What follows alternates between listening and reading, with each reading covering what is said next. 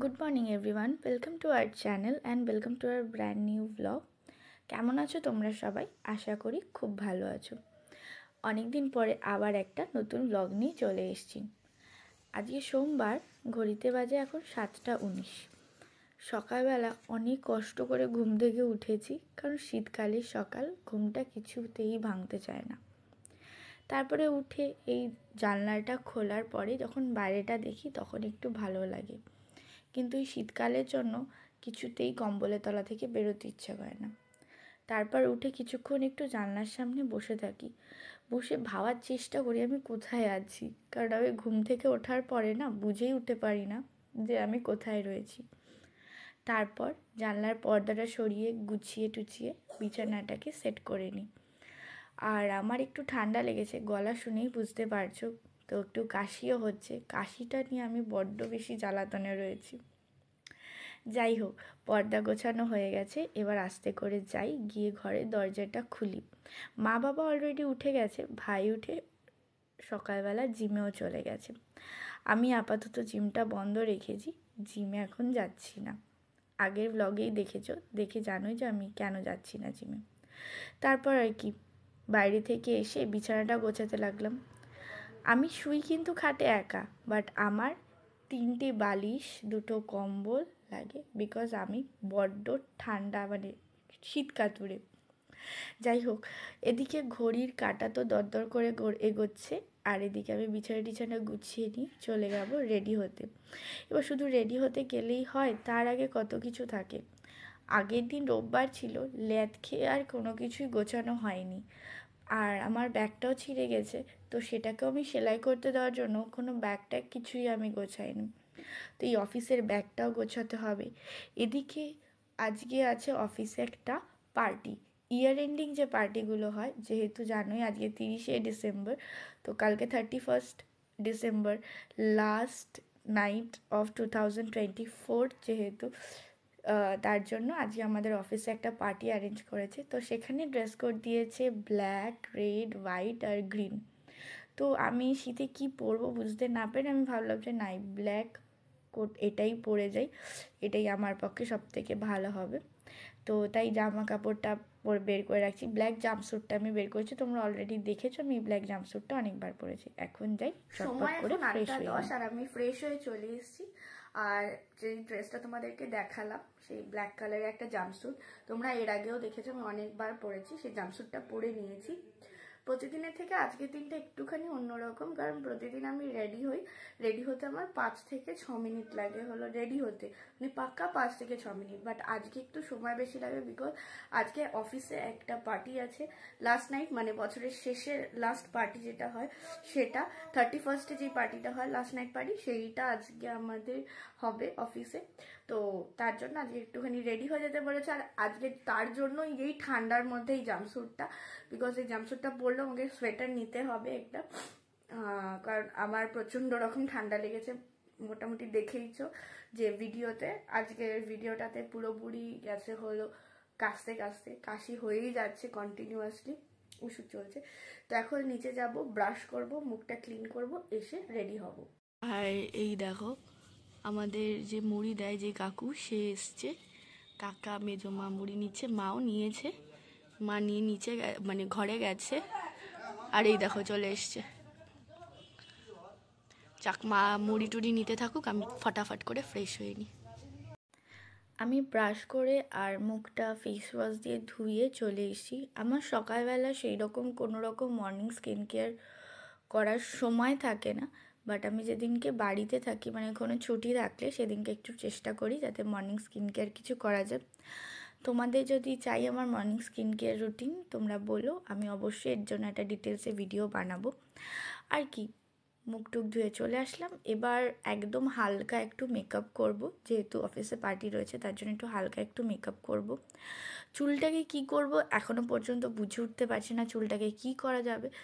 তো দেখি চুলটাকে কি করা যায়, আর চটপট করে মেকআপটা সেরে নিই। এই মেকআপ করতে আমার যদিও বা বেশি সময় লাগবে না, কারণ একদম হালকা মেকআপ, জাস্ট ক্রিমের সাথে একটু ফাউন্ডেশন আর একটু স্ট্রোব ক্রিমটা মিশিয়ে মেখে নিলেই হয়ে যাবে, আর একটু ফেস পাউডার দিয়ে দিলে কমপ্লিট। আমার আর কোনো চাপ নেই। কাজল হালকা করে চোখের কোণে একটু কাজল দেব, এবার চুলটা নিয়ে কী করতে হবে সেটাই ভাবতে ভাবতে আমার আরও সময় চলে যায়। তার মধ্যে ভাই আসে 14 বার করে যে কী করছিস কী না, কী করবি, কী কখন বেরোবি, সেই সব নিয়ে। এই করতে করতে পুরোপুরিভাবে মেকআপটা করে ফেলেছি, ঠোঁটে একটু লিপস্টিক লাগিয়ে নিয়েছি। তারপর ভাবলাম চুলটাকে একটু স্ট্রেট করে নিই, স্ট্রেট করে ছেড়ে দেবো, তো আর কোনো চাপ হবে না। তো চলো চুলটা স্ট্রেট করে নিই কথা হচ্ছে। তো আমি রেডি হয়ে গেছি। চুলটাকে কি করব সে তো আমার প্রতিবারে কনফিউশন থাকে যে আমি চুলটাকে কি করব। তো আপাতত যেহেতু রাস্তা দিয়ে যাব, তো চুলটাকে একটু একটা ক্লিপ দিয়ে বেঁধে নিয়েছি। 8:40 বেজে গেছে, আমাকে এবার বেরোতে হবে। অনিমেষকে ফোন করলাম, ও যথারীতি ঘুমাচ্ছে, তো ফোনটা ধরলো না। আমি এবার বেরোবো, বেরিয়ে ডিরেক্ট অফিসের জন্য গাড়ি ধরবো। তারপর আর কি, ভাই আমাকে বাস স্ট্যান্ডে দিয়ে চলে গেল। আমি বাস স্ট্যান্ড থেকে একটা এসি বাস ধরলাম, ধরে জানলার ধারে সিটটা নিয়ে বসে পড়লাম। আর রাস্তা দেখতে দেখতে চললাম অফিসে যাওয়ার পথে।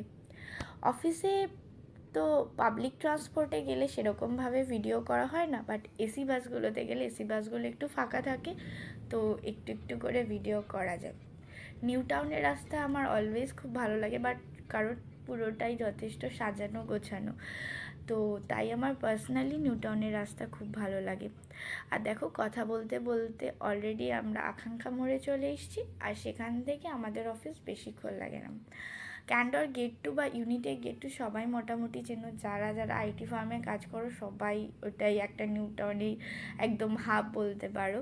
তো ওইখানেই আমার অফিস, ঠিক ক্যান্ডর গেট টুর অপোজিটে শ্যাম স্টিল, যারা জানো। আর আমি তোমাদেরকে আগেই বলেছি আমি শ্যাম স্টিলে কাজ করি। আর কথা বলতে বলতে দেখো আমি চলেই আসলাম। তো এখন আমি অফিস চাই। অফিস আজকে পার্টি আছে, আর আজকে ইচ্ছে আছে তোমাদের সাথে পুরোটা শেয়ার করার। দেখি কতটা পারি অফিসে গিয়ে তারপর তোমাদের সাথে পুরো ঘটনাটা শেয়ার করব। কি কি মজা হয় তোমরাও দেখবে। আফটার লাঞ্চ আমাদের একটা করে চকলেট বক্স গিফট করা হয়। আর প্রথমেই দেখতে পাচ্ছ একটা নিউ ইয়ার কার্ড রয়েছে, যে কার্ডটা খুব সুন্দর ছিল। আর বক্সটা খুললেই তার ভেতরে দেখলাম যে কুকিজ রয়েছে, চকলেট রয়েছে, আর সঙ্গে একটা মাফিন রয়েছে। এবার চলো আমি তোমাদেরকে দেখাই আমাদের যে ফ্লোরে সাজানো হয়েছিল, মানে যেখানে মেনলি তোমার ফান গেমসগুলোকে অ্যারেঞ্জ করা হয়েছিল, এখানে প্রত্যেকটা টিম থেকে ফান গেমস অ্যারেঞ্জ করেছিল। আমাদের টিমও ছিল, আস্তে আস্তে দেখতে পারবে। এই ওপরটাই খুব সুন্দর করে সাজানো হয়েছিল, আর কয়েক মিনিটের মধ্যেই লোকজন পুরো ভর্তি হয়ে গেছিলো।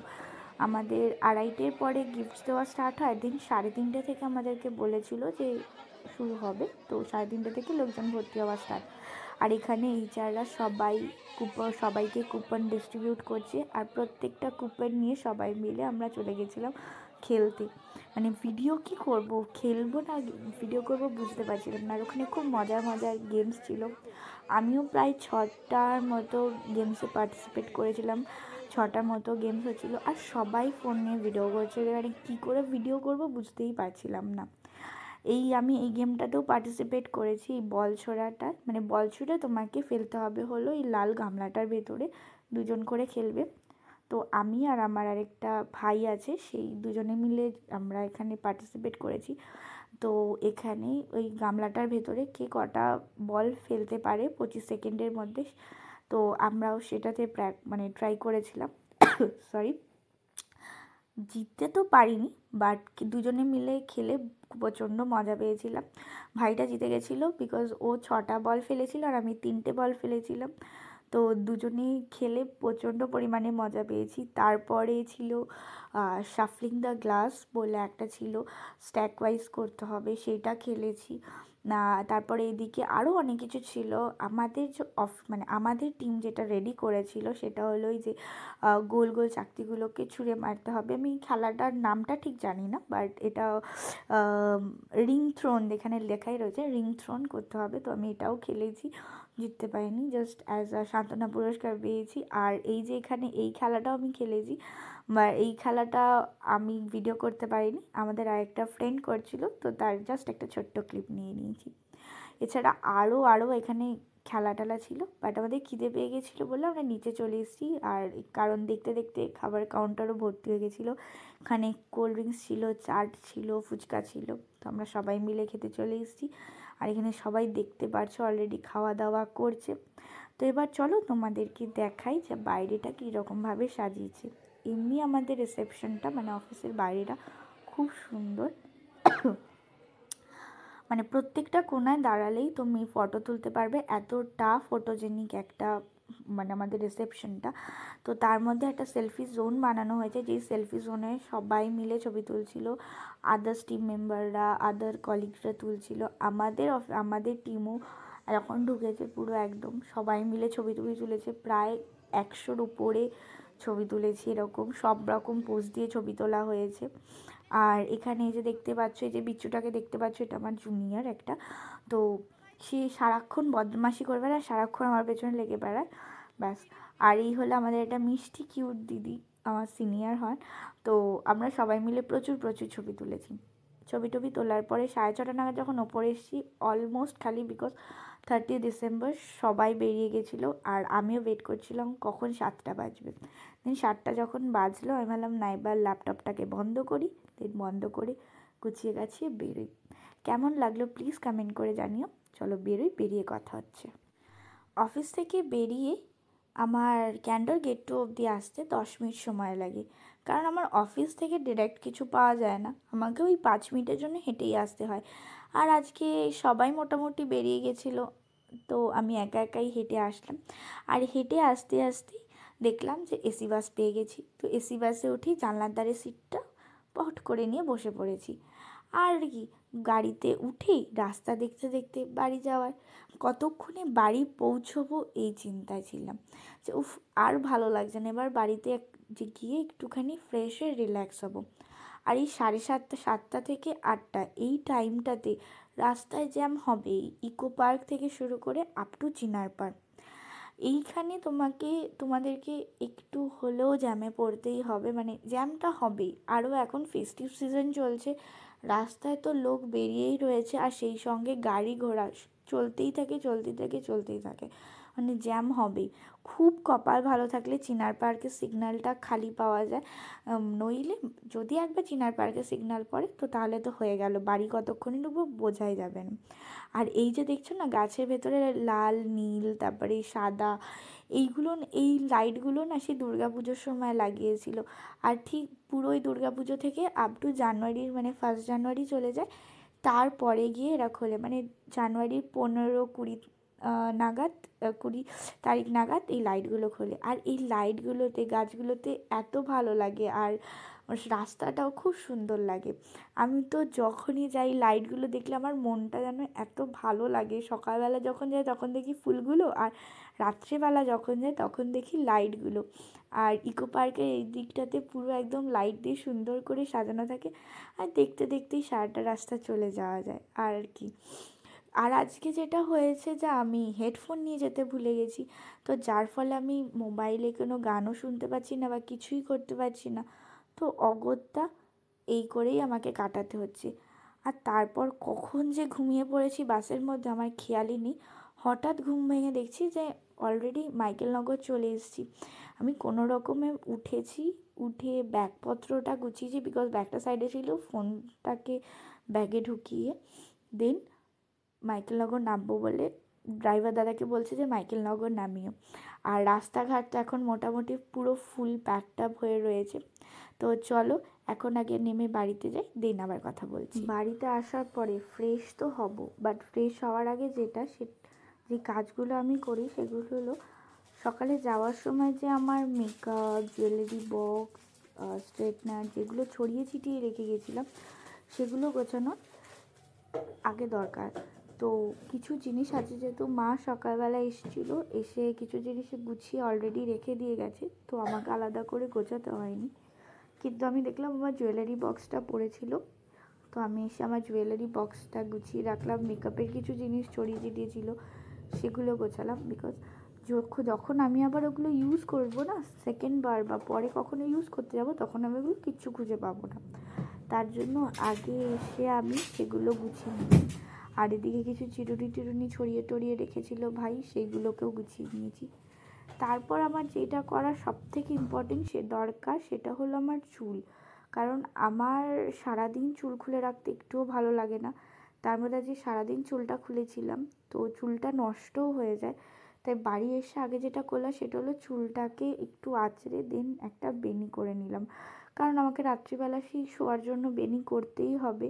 এক একদিন যখন ভালো লাগে না তখন আর করি না, বাট চেষ্টা করি এভরিডে যেন বেনিটা করে শোয়া যায়। তো বেনিটা করা হয়ে গেলে একদিকে নিশ্চিন্ত, আর কোনো চাপ নেই।